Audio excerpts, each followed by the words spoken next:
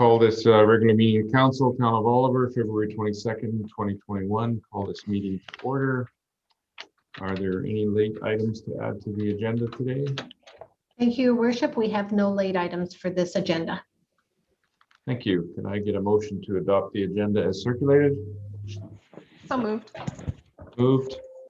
Second. Second. I'll call the question. Is anyone opposed? Motion is carried. Moving to adoption of prior minutes, adoption of February 8th, 2021, regular open council meeting minutes. Can I get a motion to adopt those minutes as circulated? So moved. Thank you. Seconder? Second. Second. Any further discussion? Hearing none, I'll call the question. Is anyone opposed? Motion is carried.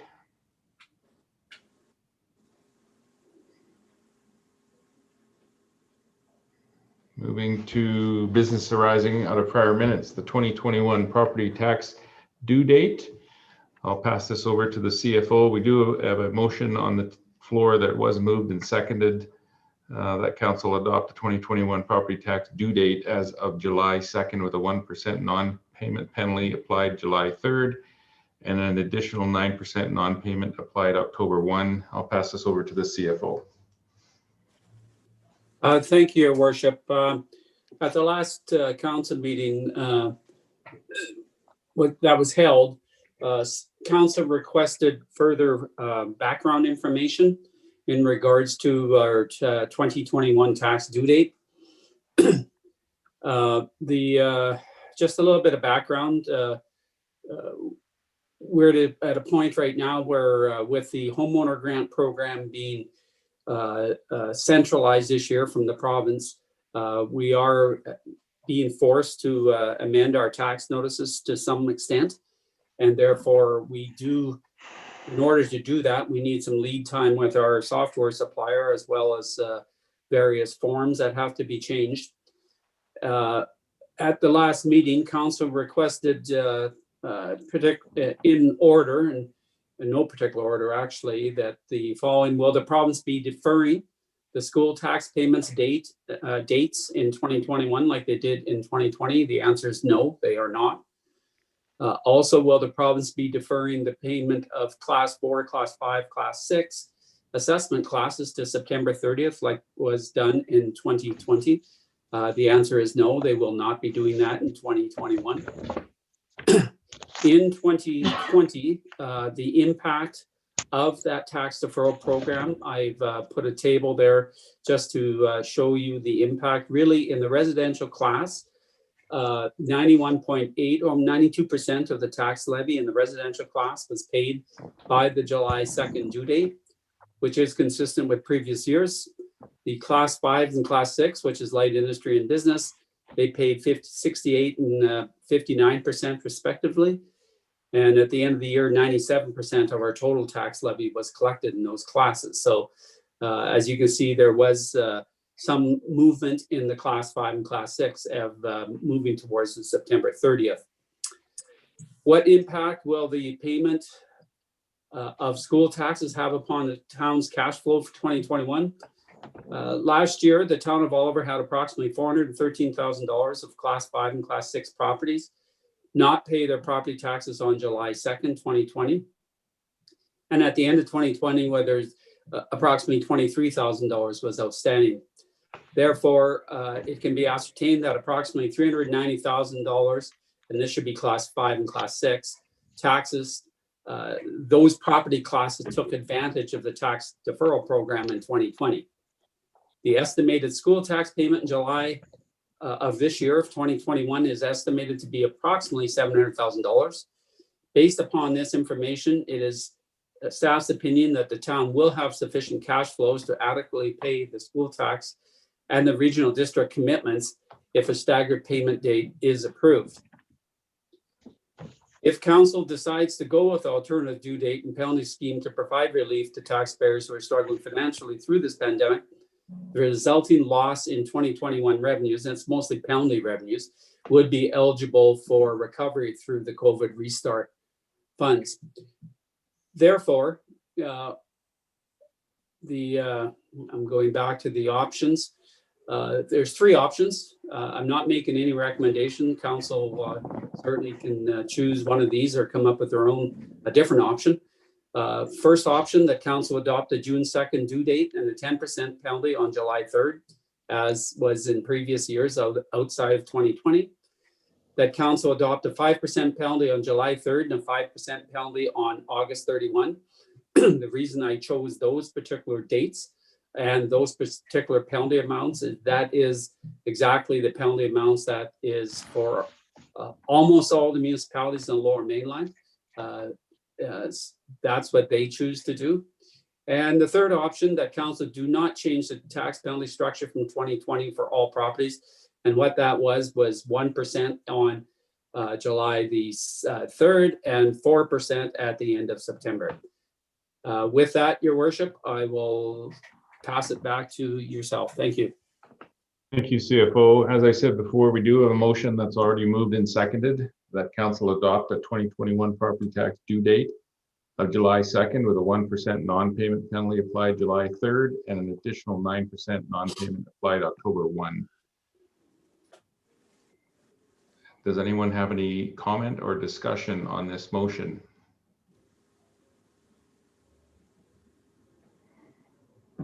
Hearing none, whoops. Councillor Mattis. Thank you, Your Worship. I don't know how the rest of the council feels, but based on that report, I don't think it would be out of line to follow the lead of the Lower Mainland. Yes, we can afford to do this with our cash flow, but keep in mind that it's our cash flow and we're actually using our money to help subsidize other people. And I'm not sure that we should be going that route. It's time we move back to normal and back to what we should be doing, which is a little more stringent payment, because we shouldn't be financing school taxes and RDOS payments for other people, is my view. Thank you, Councillor Mattis. Councillor Schwarzenberger. Thank you, Worship. Yeah, I somewhat agree. I think I can live with the 5% and 5%.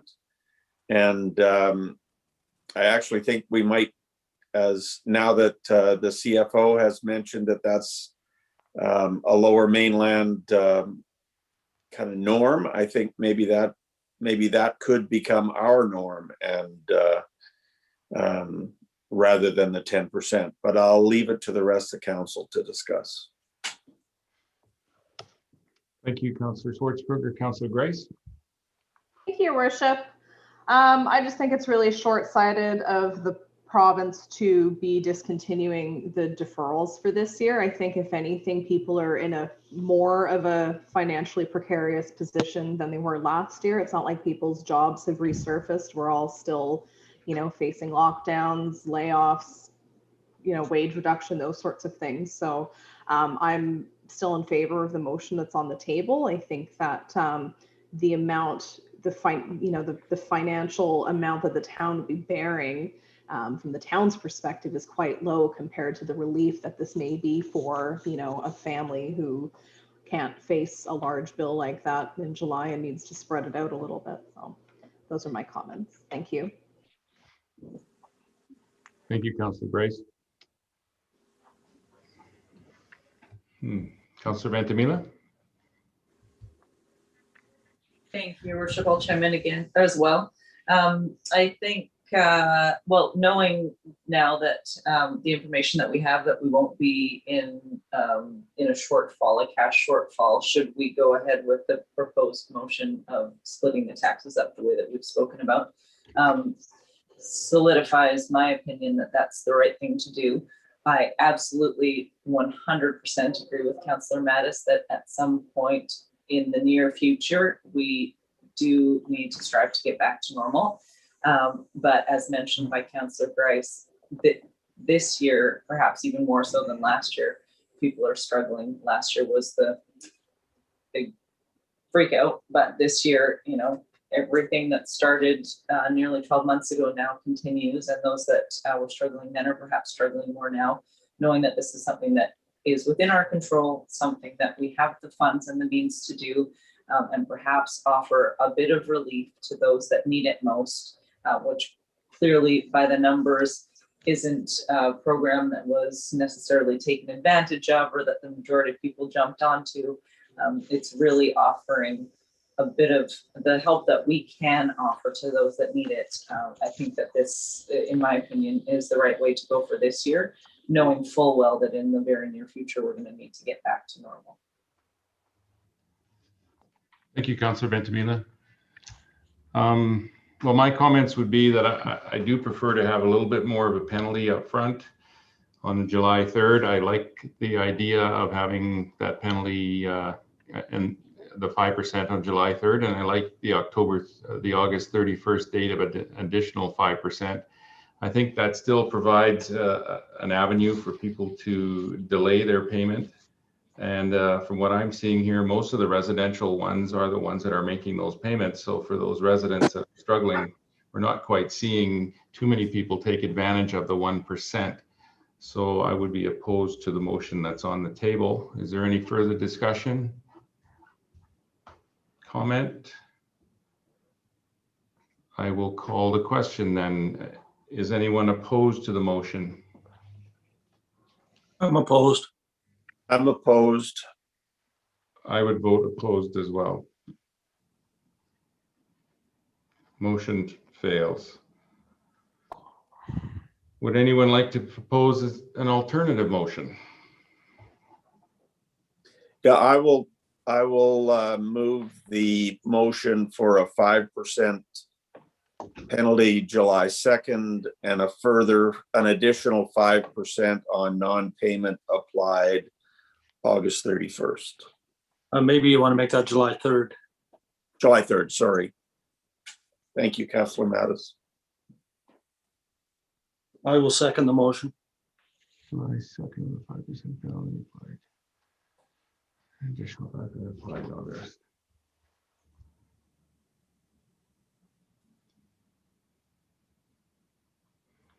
That should read July 3rd.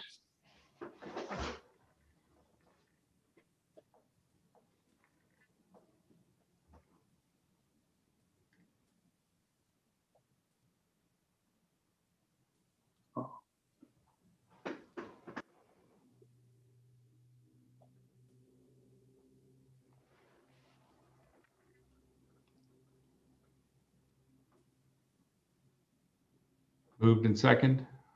It has been. Yeah. Any further or any comments, questions on this motion before I call the question?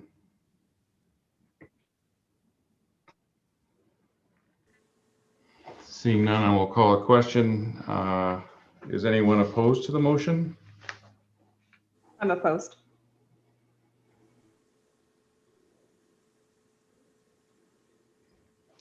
Motion is carried. Moving to committee reports. February 8th, 2021, Committee of the Whole meeting minutes for receipt. Can I get a motion to receive those minutes? So moved. Moved. Second. Second.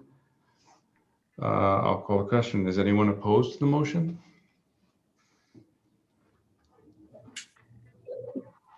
Motion is carried.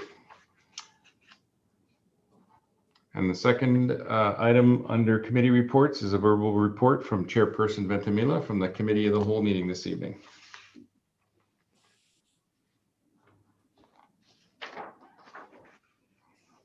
I'm here, just had to find my Committee of the Whole agenda. Thank you, Your Worship. We had a nice lengthy discussion this afternoon regarding zoning bylaw proposed housekeeping amendments. We have made a few changes as a council, and that bylaw has been forwarded to the March 8th meeting with amendments. We also had a conversation about the fire hydrant servicing policy. That servicing policy has been rescinded. There is an administration policy developed that more or less takes the place of that council policy. So that was our meeting this afternoon, and that's my report.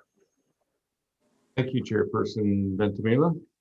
We'll move on to water matters. The first item is the irrigation diversion and start dates for 2021. I will pass this over to the Director of Operations.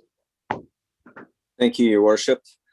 The purpose of this report is to determine start dates for the 2021 canal diversion and the official irrigation season startup, so staff can start advertising and allowing customers and town employees enough time to plan for the irrigation season. We are proposing to start diverting water from the Okanagan River on Monday, April 5th, 2021, which will let us fill the canal and prepare the pump houses prior to irrigation turn on, or the official irrigation date for Friday, April 9th.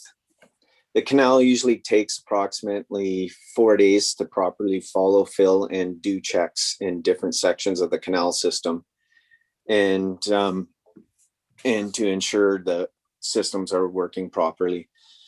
There is spray filler water located at various locations for people who need early water for various uses. Staff are hoping the overnight temperatures are mild during March, and which would keep us on track for maintenance. And we also have a 345 meter restoration area of the canal just south of the dam and diversion area. So I think we could be on track for those dates, and attached below shows, in my report, shows the previous history going back to 2003. So staff are proposing that canal diversion start date is Monday, April 5th, 2021, and that the irrigation season start date is officially Friday, April 9th, 2021, or that council can suggest a new start date. And that's all I have right now. Thank you, Director. Any questions for the Director of Operations?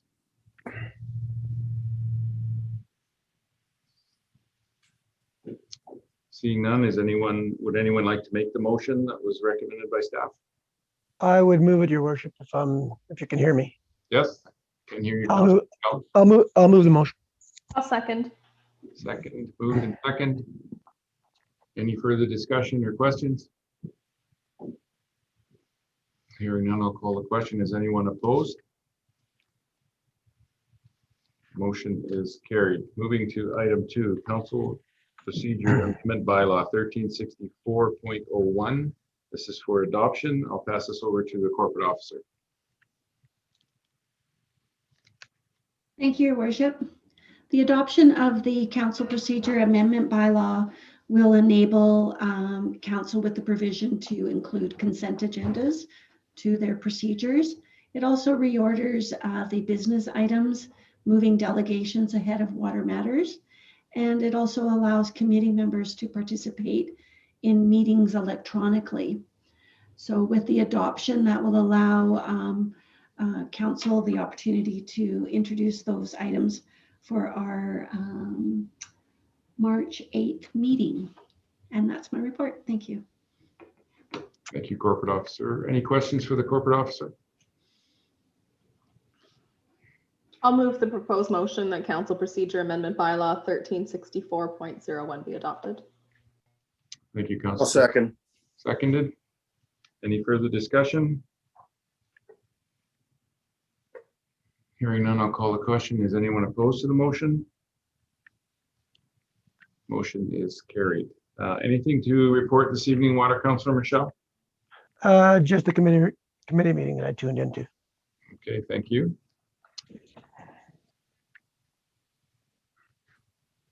Moving to business. First item, community financial support, COVID-19 restart funds. I'll pass this over to CFO. Thank you, Your Worship. The purpose of this report is to identify tax-supported organizations within our area, the town of Oliver, that have incurred financial hardship due to COVID-19, the impacts of COVID-19. Just a little bit of background, the provincial government provided the town of Oliver with approximately almost $1.6 million, $1.591 million to address revenue shortfalls, facility reopening and operating costs, emergency planning and response costs, additional bylaw enforcement and protective services like fire protection and policing, additional computer and electronic technology costs to improve interconnectivity and virtual communications, also for services for vulnerable persons dealing with disabilities, mental illness or addictions, homelessness, or other vulnerabilities and other related costs. As of year end, it's approximately, the council has identified approximately, it's close to $600,000 already that's been allocated out of those COVID funds. And so what's remaining at the end of 2020 is approximately $965,000. Those numbers still are subject to change slightly, but it should be coming in right around those numbers. So at the same time, as when the town of all the municipalities in British Columbia received their monies, slightly after that time frame, regional districts in the province received COVID-19 restart funds as well. As such, the regional districts received approximately $773,000 of COVID restart funds. And the regional district approved the apportionment of these funds at a board meeting in early January. Area C has been allocated $82,000 to be utilized at the direction of the Area C director. And I'm not certain, but I do believe he has allocated those funds already in accordance with their budgeting requirements. And the town of Oliver has several joint services that are governed by the regional district and are operated at the local level. These are recreation programs, the Oliver Arena, the Oliver Community Hall, Oliver Parks, the Oliver Pool, the Oliver Tourism Association, the Frank Venables Theater, as well as the Oliver Heritage Museum and Archives Association or Society.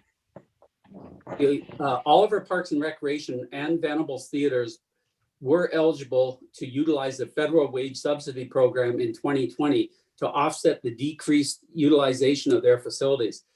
The Oliver OTA, Oliver Tourism Association, and Oliver Heritage Society identified that they were not eligible for the wage subsidy program. As identified in the staff report, and this comes from the manager over at Parks and Rec, Carol Sheridan, that the revenue shortfalls that they incurred in 2020, and their financial documents are not finalized as well currently, but she did forecast that they have incurred $216,000 of revenue shortfalls. And the breakdown is between the arena, halls, parks, pool programs, as well as increased operating costs of approximately $27,000 in the, once again, in those same services. So therefore, their total comes in at around $243,000. And as I stated, due to the federal wage subsidy program, the Recreation Department were able to continue to operate, albeit at a very limited capacity due to COVID. Oliver Tourism, OTA is projecting a $65,000 loss for 2020 and a further projected loss of $31,000 in 2021 due to the cancellation of the Fall Festival, where they saw a revenue shortfall of $60,000, the racking fees, the membership decreases, visitor guide advertising revenue. Obviously, advertisers were hesitant due to their own financial issues that they may or may not have been having. Staffing, obviously, a lot of their members or their staffing is coming from the volunteers in our community, and they're mostly, of course, seniors. And they were very hesitant to work out in the public, as certainly could be understood. The opportunity to launch a cafe at the visitor center, that was lost due to the ability to safely provide service inside. Operations, the costs have been reduced accordingly. And as was indicated to me, that the sustainability in 2021, their ability to produce events in 2021 will require an infusion of funds to support the planning, partnerships, supplier contracts, product and people to execute, and importantly, advertise to bring people back in safely to the facility. Venables Theater, I did touch base with the general manager there, Leah Foreman, and I've quoted right from her email to myself is, our biggest concern is whether our renters will be in a position to return when we're able to open. All of our base renters make up over 50% of our rental revenue, and we're concerned that the devastating effect on the arts will prohibit these rentals. In normal operating times, we rent the theater to local users at a significantly reduced rate. What I won't continue to read verbatim, but what they're proposing is they would like to have some type of funds forwarded to them where they could help out some of these rentals, their nonprofit rental groups, these smaller rentals, for example, the Dance Studio, Oliver Music and Entertainment, South Okanagan Concert Society, South Okanagan Amateur Players, the Community Arts Council, Venables Alive, local artist series that are presented by the theater itself. So what they would offer these groups would be reduced rental rates due to COVID-19. She was suggesting at that time, if there was somewhere in the neighborhood of even $15,000 would certainly be a huge help. The Olive Heritage Society, the reason that they're not asking for money per se, or suggesting that COVID, although the numbers have decreased somewhat into their facility, is because almost 100% of their budget is supported by taxation already. So even though, yes, the numbers are down, the revenue losses aren't as such, because the funds to operate those facilities come from taxation. So therefore, like the intent of this report is, I fully realize, I've mentioned to council before, we have the $965,000 approximately of COVID money. If council so chooses, it's really a weird, or not a weird, it's a difficult situation for council and the regional district, simply because we do our joint services together with Area C. And that being said, of course, this money was really utilized for revenue shortfalls and direct impacts of operating costs for COVID. And a lot of these things, for example, the recreation OTAs the same way, theater as well, they are joint services, but we as a town, we don't govern them. We actually just, they are governed by the regional district. So it puts the town in kind of an awkward situation. So this is how come I did present four options, I should say, to council. They're certainly open for debate, and there could be certainly more options as well. First option was that council provide financial support to Oliver Tourism in the amount of $65,000 and to Oliver Parks and Rec in the amount of $243,000 to offset 2020 lost revenues or increased expenditures, and that council provide a lump sum payment of $32,000 to Venable Theaters outlining the proposal submitted to the town.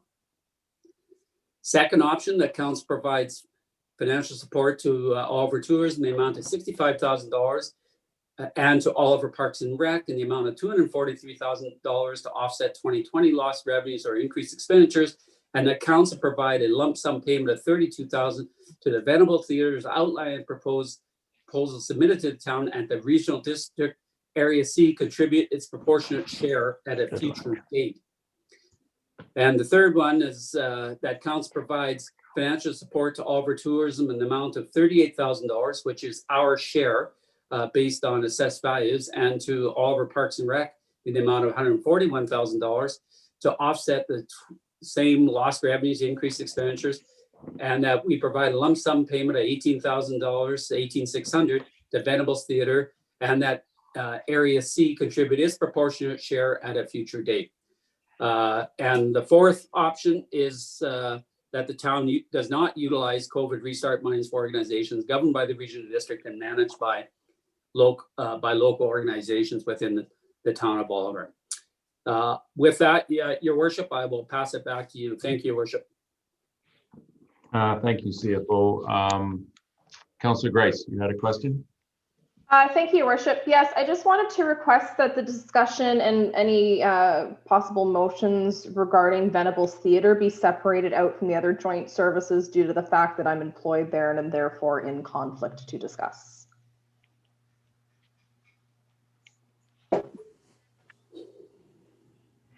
Okay. And I'll just virtually recuse myself once we get to that, if that's okay.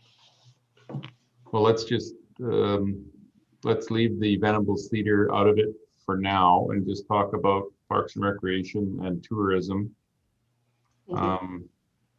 And see where that conversation goes. And then maybe we can have a conversation about Venables Theater separately. Councillor Ventimiglia. Thank you, Your Worship. In my mind, these sorts of initiatives are exactly what this COVID money is meant to be used for. That's the way that I've kind of understood from the beginning and the way that I continue to understand it.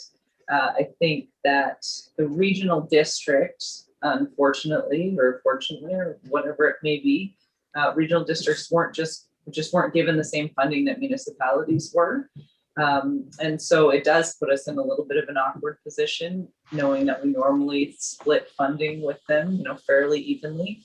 But I think that we are in a position now to support these organizations, which are so important to our community as a whole, but that we really need in our community. So I support us supporting to the level of option number one, supporting to the fullest extent that we're able to. And I do have comments about the theater, which I'll leave for later. But one question that I had regarding Parks and Rec, which I'm not even sure if you'll be able to answer, was just regarding the increased operating costs. Did they indicate I understand the shortfalls, but did they indicate what the increased operating costs may have come from this year? Through the chair to Councillor Ventimiglia, all that was given to me. I didn't get a real detailed breakdown from Carol, but I would expect a lot of it would have been coming from extra cleaning, extra staff, extra supplies at the arena, the hall, the parks, the pool, etc. Even extra security. I could certainly get those details, but I was actually surprised that it wasn't more money than that, because I would have thought it would have been, but that's what she's identified.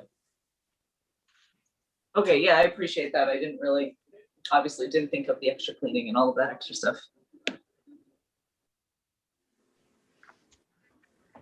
Is that it, Councillor Ventimiglia, for questions? Yeah, that's it for now. Like you said, I have questions about the theater, but I'll leave that for after, or comments, I should say. Okay, Councillor Mattis, you have a question? I have several comments, Your Worship. The first one is on the theater. For Councillor Grice's point of view, she cannot get any benefit from this. We're being asked to subsidize the people that rent the facility. That has no impact on her whatsoever. So she can participate in this discussion about the Venables Theater. She can't benefit from it in any way, shape, or form. I'll just make that point first. I would support making up the lost revenue for the Parks and Rec.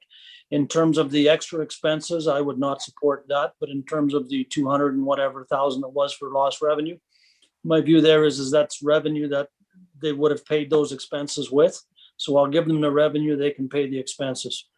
We don't need to pay both ends of the coin.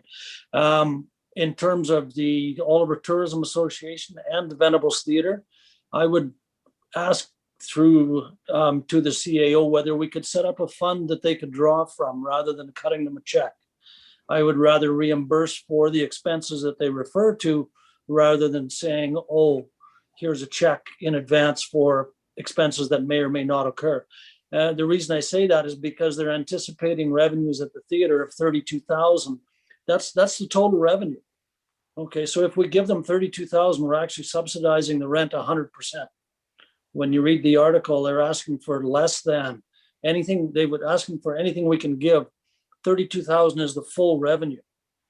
So that would be, and again, I don't know whether that would qualify as a subsidy to businesses in town that rent the theater, which we're not allowed to do. We can't subsidize. We can't help them. It gives them an advantage. So I would throw that out.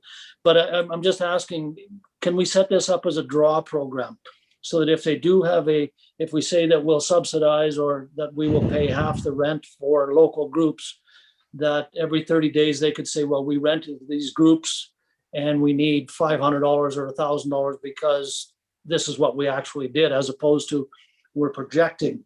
And so write us a check for the full amount. So I would throw those out for the OTA and for the Venables, that it should be a draw system as opposed to an outright give them the check. And then Did you back want an to answer?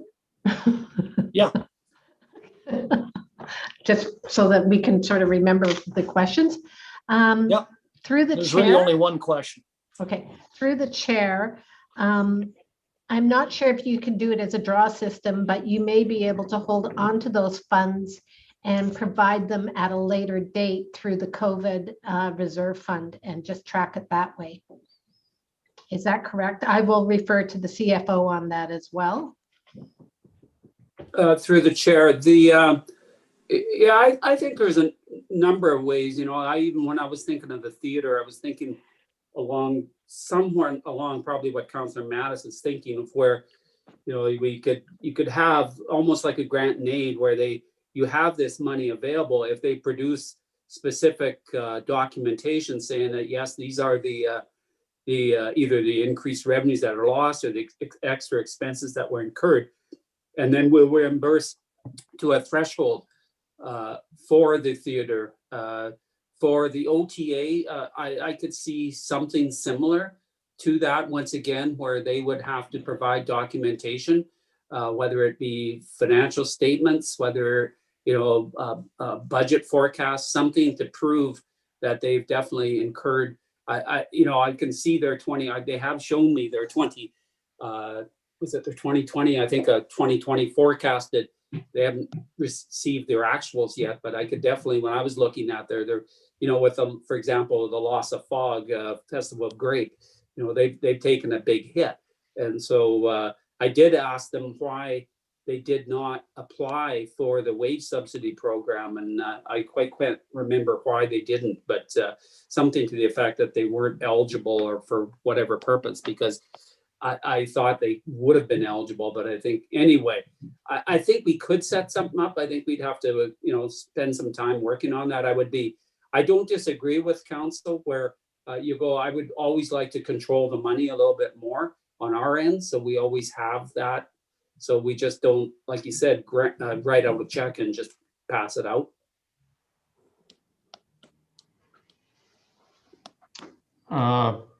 Does that answer your questions for now, Councillor Mattis? Yes, it does. Okay, Councillor Schwarzenberger. Thank you, Worship. I agree with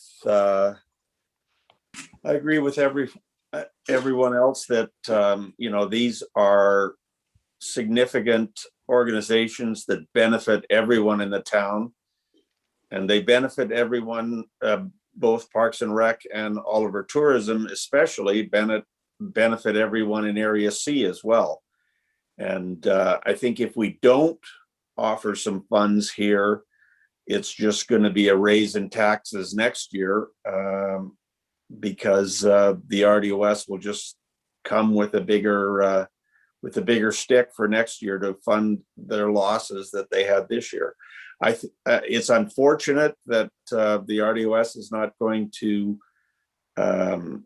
cover this, but I think we need to give them a helping hand. I don't mind at all telling them that they have so much money to draw from, and we need evidence in actual budget amounts that they can draw their numbers against. So I'm in favor of that. Thank you. Thank you, Councillor Schwarzenberger. Councillor Grace.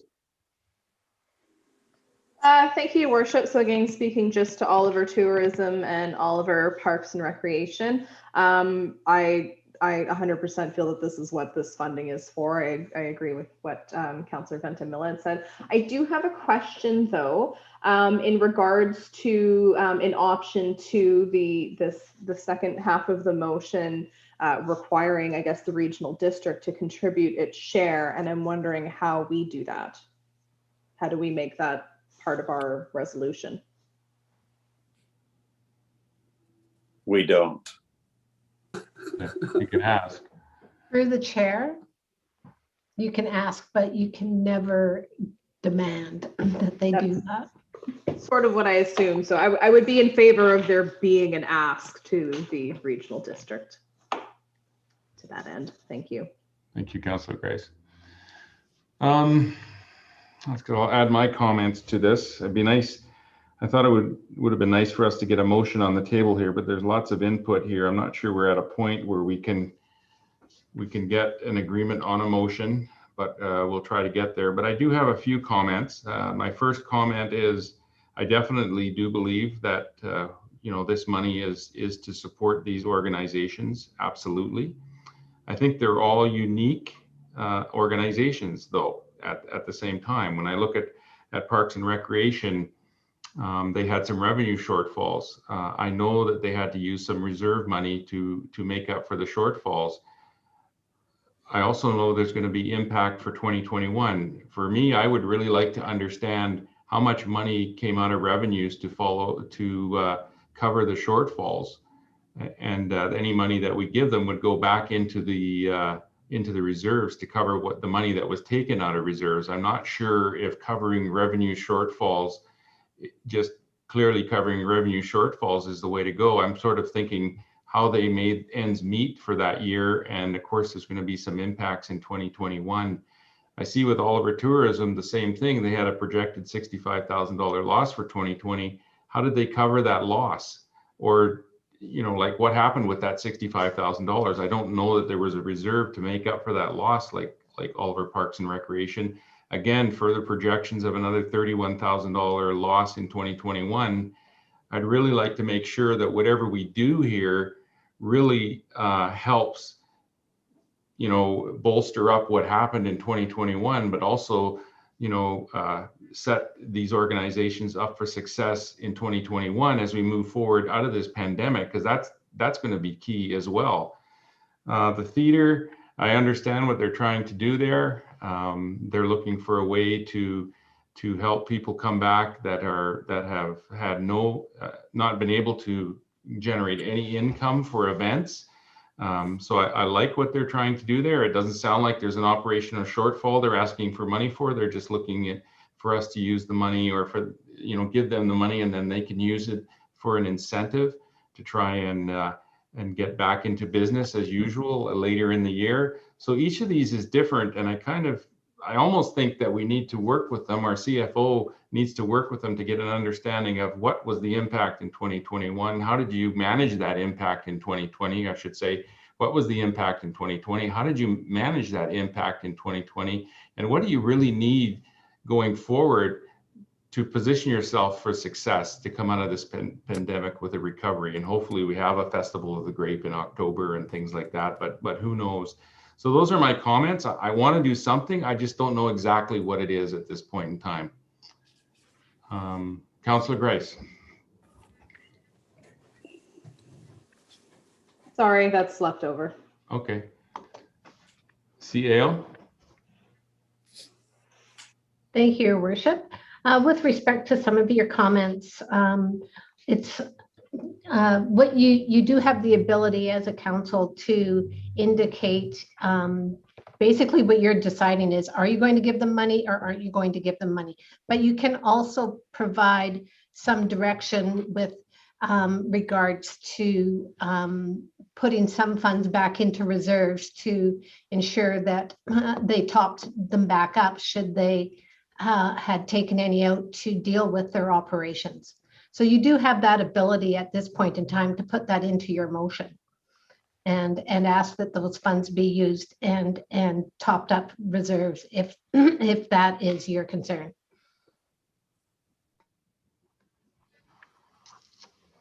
Thank you, CAO. I mean, that is my concern, but just understanding how those shortfalls were covered out of the reserve, they may not have that information yet at the end of the day. Do we give money just based on revenue shortfalls, or do we look at how the shortfall was covered and the shortfall was making ends meet at the end of the day? That's kind of what I'm thinking. Yes, in Parks and Recreation, the money needs to go back into reserve. I believe that, but Oliver Tourism doesn't have a reserve. So where does that money go?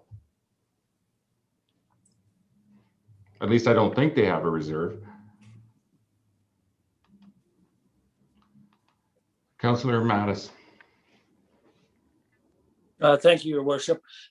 Maybe it would be possible, and it's rather large the way that it looks right now, but we should probably deal with each one of these separately.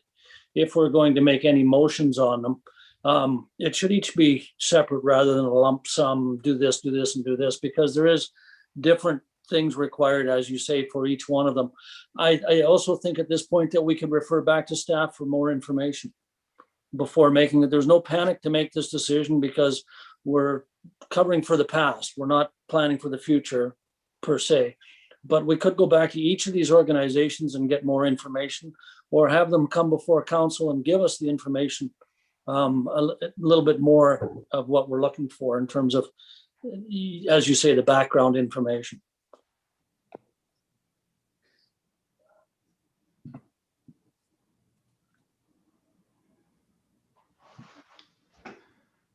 Any other thoughts or questions, Council? Councillor Ventimiglia? Thank you, Your Worship.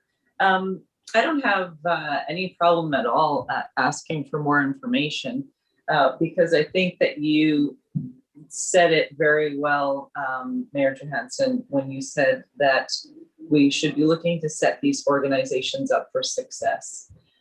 So yes, understanding where the shortfalls came from, et cetera, is important. But it's important for us to ask those questions to make sure that the organizations themselves understand those implications, because I think this is our opportunity, without raising taxes, to get these organizations, which are so important to our communities, to a place that they need to be now, so that they are successful, going through 2021, 2022, 2023, as things start to pick back up again. So I don't have any problem at all knowing that it's not a huge rush, asking for staff to come back with a little bit more information.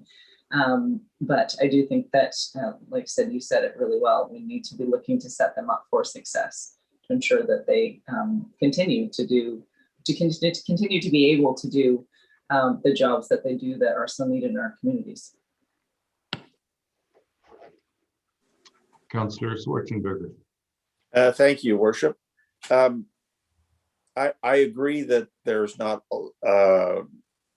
there shouldn't be a lot of there is a lot of time for them to come back with suggestions, but possibly I really like the idea that we maybe set aside $65,000 out of the COVID relief fund for Oliver Tourism and $243,000 for Parks and Rec, and then allow them to come and give suggestions on how they arrived at these numbers. Did they take this money out of reserves? Did they are they just forecasting this as a loss that can't be covered any other way, and how they would draw against this money? I don't think we should give it to them. I think it would be incumbent on us for them to provide further details about how they would draw these funds. And possibly they wouldn't have to draw all of the funds, or we would determine that they couldn't draw all of the funds. But I think we should still, in looking at our future planning and our financial planning, and we have another budget meeting tomorrow, maybe we could allocate these funds for now so that we know how much is left in that fund to play with when we start budgeting again tomorrow. Thank you. Councillor Grace. Thank you, Your Worship. I'd echo most of what was said there. I think I definitely think it makes sense to earmark those amounts for the organizations that we're discussing. I mean, Parks and Rec, I feel like I've got more of a clear picture of where the shortfalls were and why they're making that request. Oliver Tourism, maybe not so much. I feel like I could use a little bit more information from there. So I think it makes sense to get more from both organizations. Thank you. Councillor Mattis. Thank you, Your Worship. I'm not sure that we would need to set aside the money per se, as there is lots of money in the account. But the thing that we do have to keep in mind is this may go on a lot longer than we think. And so this fund could get drawn down and come to an end, and we could actually run out of funds. So we have to keep that in mind, that we don't know how long this will go as well.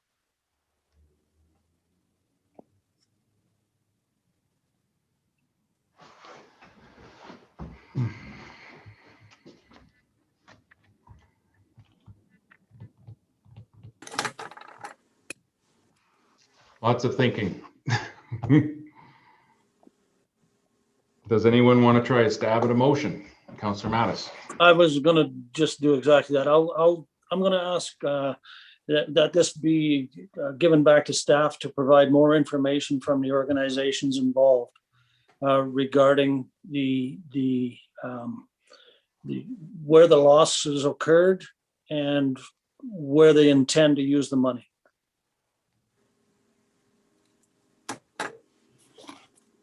I don't know if that covers it well enough, but I think our discussion has given the general flavor what we're looking for from the organizations. I'll second that motion and just make a comment if I may. Councillor Grice just said something that I think was a good point. So she's comfortable with Parks and Rec because she's been sitting at that table and involved in those conversations and knows, you know, where they're at and why they're asking for what they're asking for. And so we all have different knowledge levels at this table. Those that are sitting at the OTA table might know more about their ask than others, and et cetera, et cetera.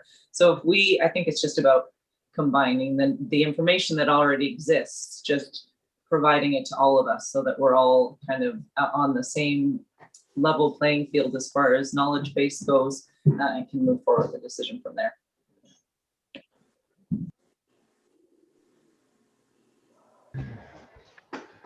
Council directs staff to obtain additional information from OTA, all our Parks and Rec regarding revenue shortfall, how the funds will be allocated.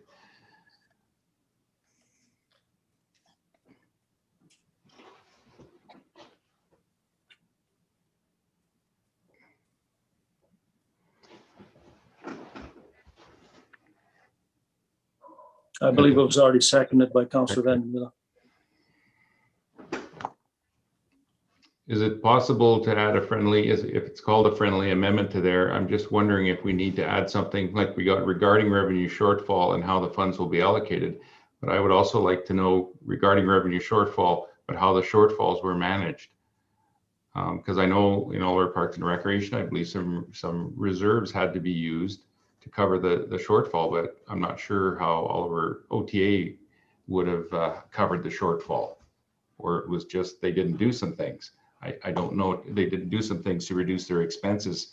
So, I mean, there's two ways to manage a shortfall. You avoid the shortfall by not doing some things, and other ways you continue to do what you need to do, which I think all of our Parks and Recreation did to try and keep, you know, as much of the facilities and parks and everything open, and use reserve to make up that shortfall in funds. I would certainly accept that as a friendly amendment, but I would like it to say how the shortfalls rather than how the shortfalls were managed.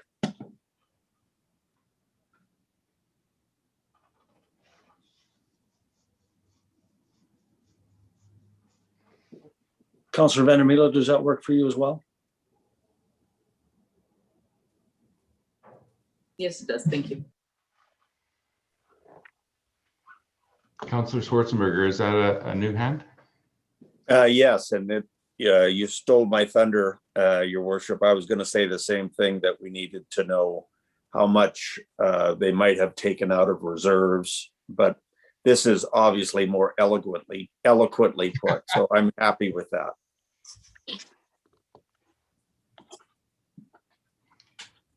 All right.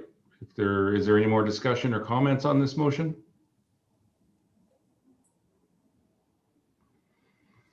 Hearing none, I will call the question. Is anyone opposed to the motion? Motion is carried.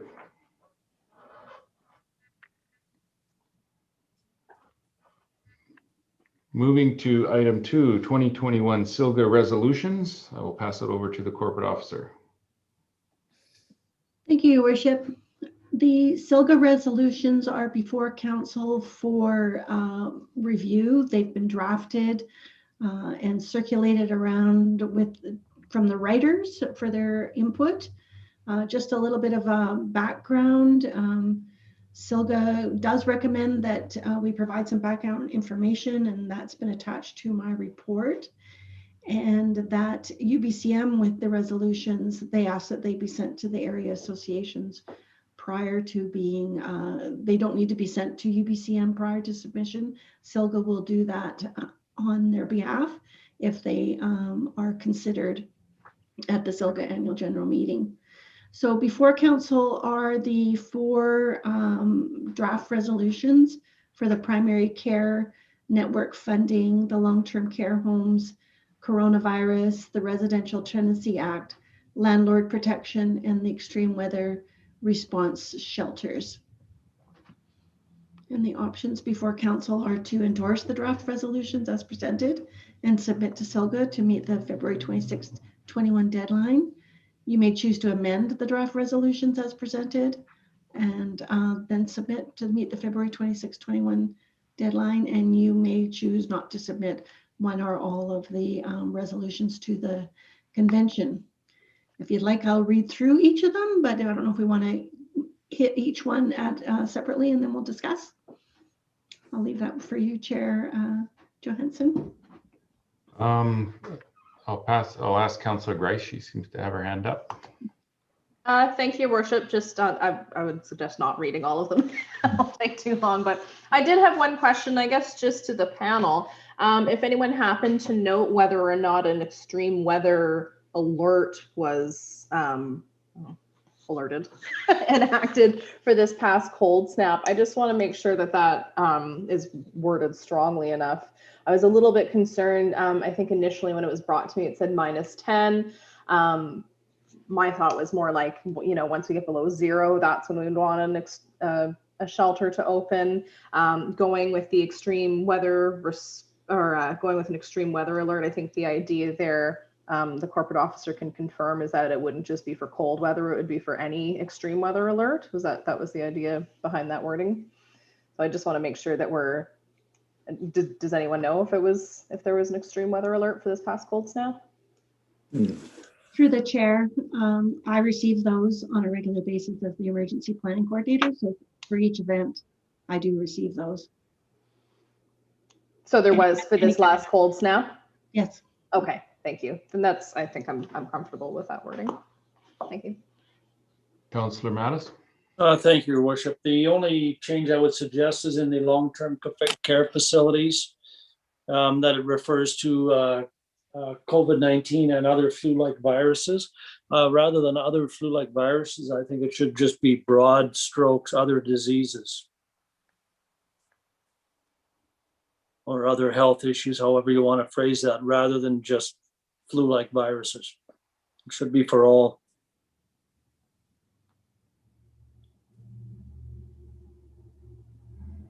So it would be therefore be resolved that the government of BC put a moratorium on the construction, so on and so forth, to ensure that the spread of COVID-19 and other diseases is minimized.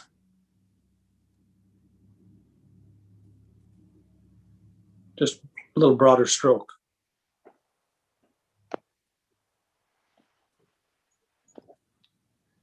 Are there any comments on that, Councillor Schwarzenberger, as it was your motion? Yeah, I'm fine with that. Maybe just the spread of COVID-19, comma, flu-like viruses, comma, and other diseases. That works too.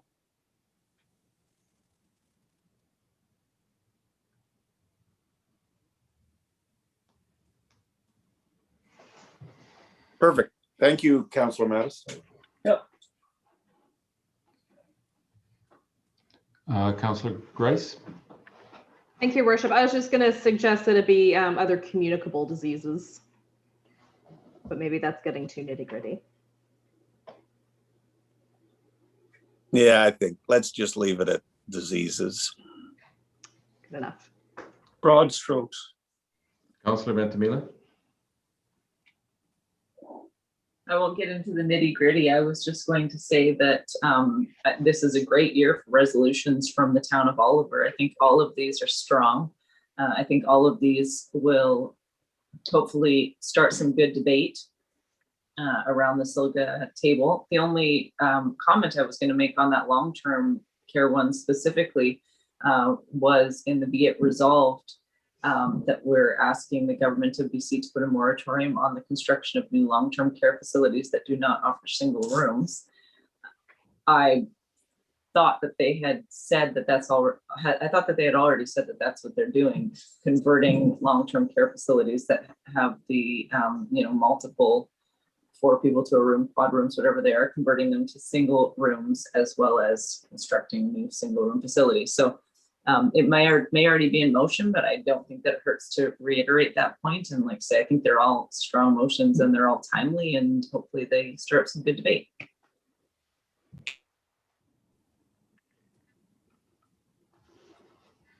Yeah, I think they're all really good motions. I don't know that we had any last year, so 4 this year is awesome for sure. Lots of issues going around and things that are very important. I guess I would look, if there's no more questions, I would look for someone to make the motion that council endorse the following resolutions and submit to SILGA for consideration at the 2021 annual general meeting. I I'll think move you the just made the recommendation. motion. Pardon me? I'll make the motion. recommendation. Yeah. I'll second then. Moved in second. Any further discussion? I'll call a question. Is anyone opposed to the motion? Motion is carried. Just before we go on, corporate officer, could we go back to the resolution on item 1? Councillor Ventimiglia had indicated that maybe we had not included the Venables Theatre. I thought Venables was mentioned in that motion. Yep. And Venables. Yeah, they're there.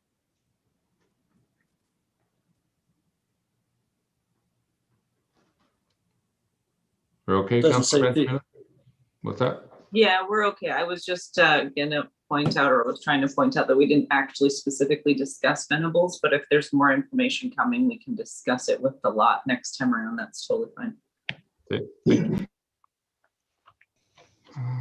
So the resolutions. Moving to item 3, violence in the workplace policy. Report is attached. I'll pass this over to the corporate officer. Thank you, Your Worship. The report before council is again a review of policies. And this one was brought forward in September of 2020. And staff indicated that the policy would be reviewed and brought back to council.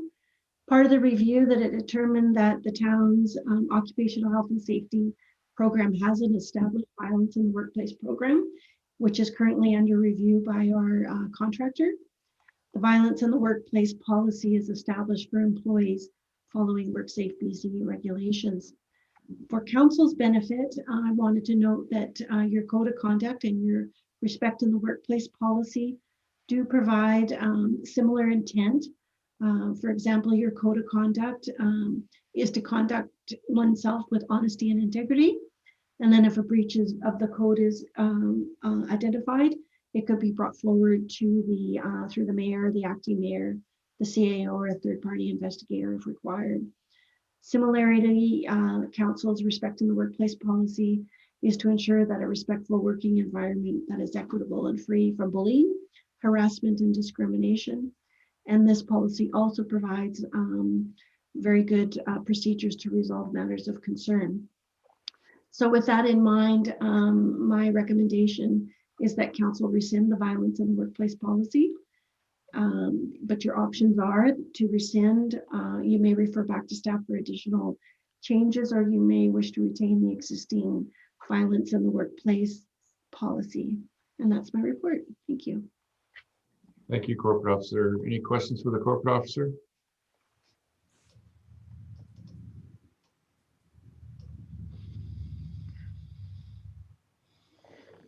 I don't see any questions. I'll make the motion that council rescind violence in the workplace policy. Second. Moved and second. Any further discussion? Questions? Hearing none, I'll call a question. Is anyone opposed to the motion? Motion is carried. Moving to item 4, Airport Runway Extension Award. I'll pass this over to the Director of Operations, who has a report attached. Thank you, Your Worship. This report is for council to award the airport runway extension project. We recently tendered and closed this project, the airport extension project, and we had 6 bids, which came in quite a bit different from each other. And what I'll do is I'll just go through some of the points in the report and discuss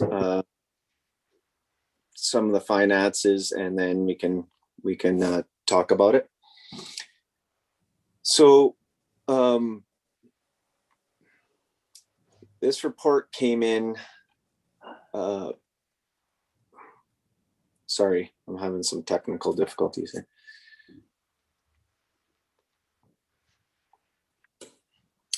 So Mike Johnson was the low bid on the report on the project, and True Engineering have gone through and evaluated all bids. And Mike came in at $80,398.50, which included contingency and GST. When True Engineering put together the grant, this was a grant application, and when they put together the grant application last year, final designs weren't totally completed yet. So some of their estimations were a bit off. And then when further discussion with True, when we finalized the drawings this winter, that, a little bit of additional work needed to be done with the reclaimed water system and the water system that runs right where the extension is going on the airport. So how it's broken down right now, Mike Johnson Excavating contract is actually $71,570. We also have an estimated engineering cost of $9,530 and a contingency that's $5,000. When I discussed this with our CFO, we're thinking of ways that we can come to council and present it, still award the project, and find ways internally to basically cover the cost overruns.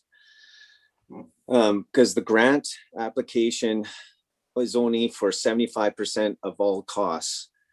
And so that's $56,000. We do have some water and reclaimed water, which is in the sewer budget, some work to do. So right now in the budgets, we have some money set aside, knowing that there was going to be some work, and they came in higher than potentially expected. And then we've got engineering costs on top of that. And we won't know the final engineering costs until the project's done. But with further discussion with the CFO, we were thinking, and I had a discussion with Paul Dumery, our airport manager, and we could find some money in our airport operation budget, which would mean maybe a few of his projects wouldn't get done this year if we had to dip into that operation budget. When I also discussed this with the airport manager, he indicated that increasing the runway 36 meters is critical for safety, allowing certain equipment aircraft to meet current Transport Canada regulations. And this allows a larger equipment being able to use the Oliver Airport. So we have some options before council. That council award the airport runway extension to Mike Johnson Excavating Limited for a project total of $80,398.50, or that council asks staff to retender the project at a later date, or that council not proceed with the project. I just want to point out, if we started at a later date, the grant only goes to March 2022, and it may be harder to meet the deadlines there. It is estimated if council does pass the project, that we're hoping to have it completed in April. Originally we had put mid-April, but sometimes that's depending on weather and when the asphalt paving plants are open and the availability of asphalt. I'll open it up to some questions, see if I can answer them for you. Any questions for the Director of Operations, Council?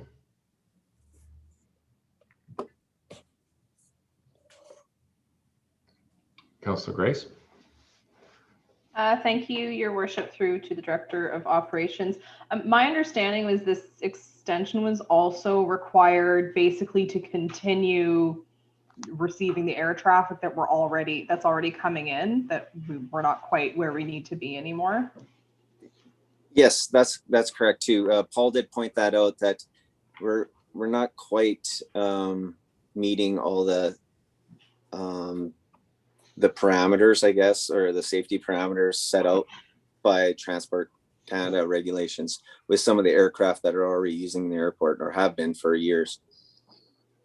Thank you. Yeah, so I mean, with that being said, it's unfortunate that there's an overage, but I don't really see a way around this. I think we need to go ahead.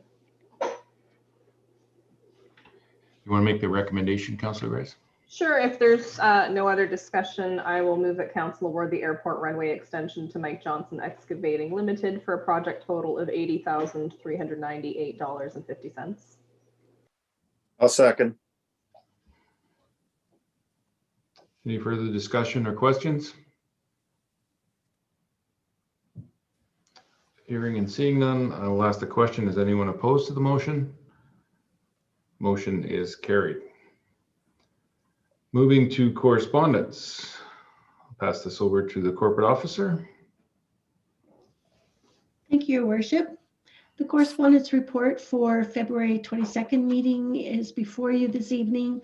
One item for action is an email that was received on February 12th from Mum Stop the Harm. They are requesting council to declare drug poisoning deaths to be a Canadian public health emergency, with the request to send correspondence to the federal government making that declaration that drug poisoning deaths are a Canadian public health emergency, or you may wish to receive and file this item request.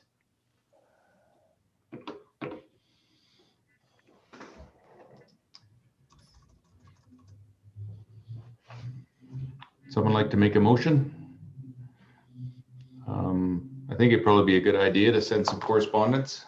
It's not very onerous to do, and it just continues to highlight this as an issue. I know Vancouver's trying to deal with it in different ways with some legalization, but the drug problems in this country and many countries continue to be a very big problem for lots of people. Councillor Grace?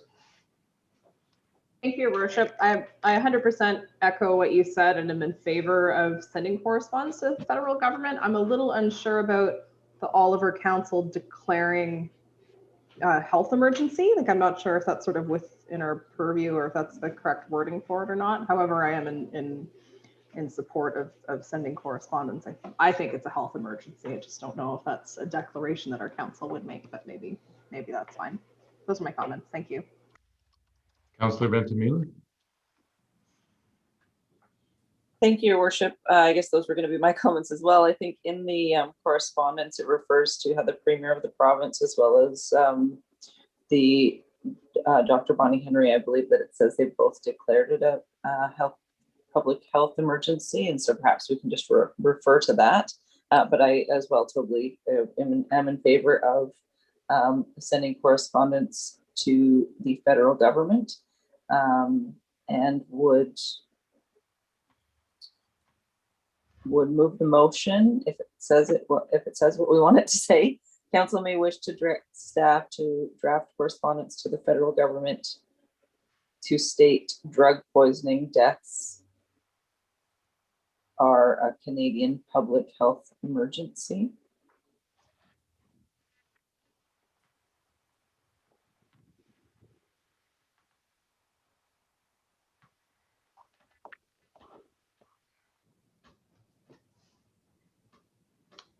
Do I have a seconder? Still a little unsure of the wording. Yeah, I'm thinking it should say something about council may wish to direct staff to, I know we're not supposed to create motions on the fly, but to draft correspondence to the federal government expressing Concern. And Regarding. I was gonna say, and pointing to drug poisoning deaths being a public health emergency, or regarding drug poisoning deaths being a public health emergency. I'll second that. I would also suggest you remove the words may wish. Either we're directing them or we're not wishing any. Thank you for that. Council directs staff. Yeah, I think that's good. So council directs staff to draft correspondence to the federal government expressing concern regarding drug poisoning deaths being a Canadian public health emergency.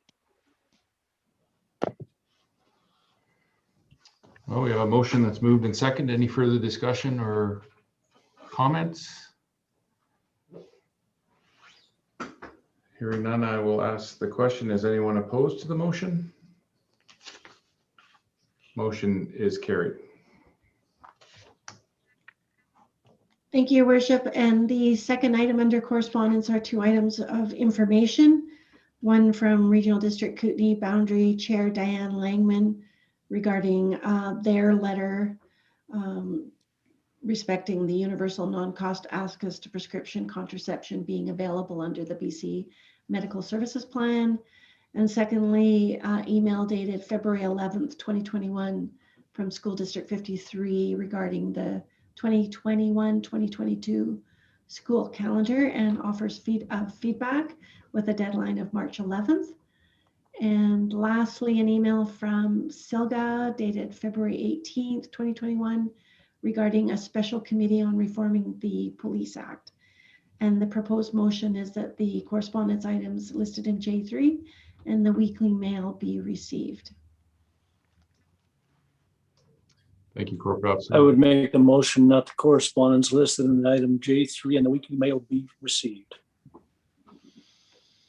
Seconder? Second. Thank you. Any further discussion? Hearing none, I will call a question. Is anyone opposed to the motion? Motion is carried. Moving to reports, Councillor Mattis. Thank you, Your Worship. Council meetings, and on February 17th, the Regional Library Board had a Zoom meeting or whatever type of meeting they hold. And I was once again elected Finance Chair of the Finance Committee. Awesome. Congratulations. Councillor Schwarzenberger. Thank you, Your Worship. Wednesday, February 17th, I attended the Silga Speaker Series via virtually and today's meetings. Thank you. Thank you, Councillor Schwarzenberger. Councillor Grace. Thank you, Your Worship. Tuesday, February 16th, we had a cold weather shelter advisory committee meeting. So I think I mentioned the preamble of one of our other meetings. We were sort of getting some of the new members up to date with what's happening. So hopefully there's some good actionable items coming from that. Later that day, also on the 16th, was an Oliver Parks and Rec Society meeting. February 17th was the Silga Speakers Series, the first of the speaker series on the topic of integrated community planning. So it was a great chat. Friday, February 19th, I attended an Oliver Missions Society meeting. We had a guest speaker from the Friendship Center in Penticton, so it was very interesting to hear what they were doing there, and today's meetings. Thank you. Thank you, Councillor Grace. Councillor Ventimiglia. Thank you, Your Worship. On Thursday, February the 11th, I attended a South Okanagan Milkmead Rural Growth Plan Advisory Meeting. And on Wednesday, February the 17th, an Oliver PCN Steering Committee meeting. And then the meetings this afternoon. Thank you. Thank you, Councillor Ventimiglia. On February 10th, I had a Heritage Committee meeting. February 11th, I attended an SOS Rural Growth Plan Oliver Asturias PCN Advisory Committee meeting. February 17th, Divisions of Family Practice had an Oliver Primary Care Clinic Steering Committee meeting. And on February 18th, I had RDOS. Upcoming meetings, we have a meeting tomorrow, February 23rd, a special open budget deliberation meeting. And our next regular council meeting is on March the 8th. Acting mayor schedule for the rest of February is Councillor Schwarzenberger, and starting in March is Councillor Mattis. There's public question period. If anyone would like to ask a question about anything that was on the agenda this evening, now is the time to do so.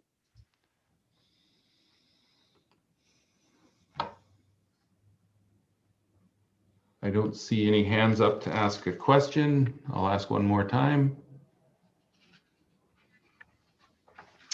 Seeing no hands, I will move and look for a motion to adjourn. So moved. So moved. Second. Seconder, please. I'll second that. Thank you. We all want to hang on. I'll call a question. Is anyone opposed? Motion carries. Thank you, council. Have a good evening, and we will all see you tomorrow at our budget meeting. Good night. Good night.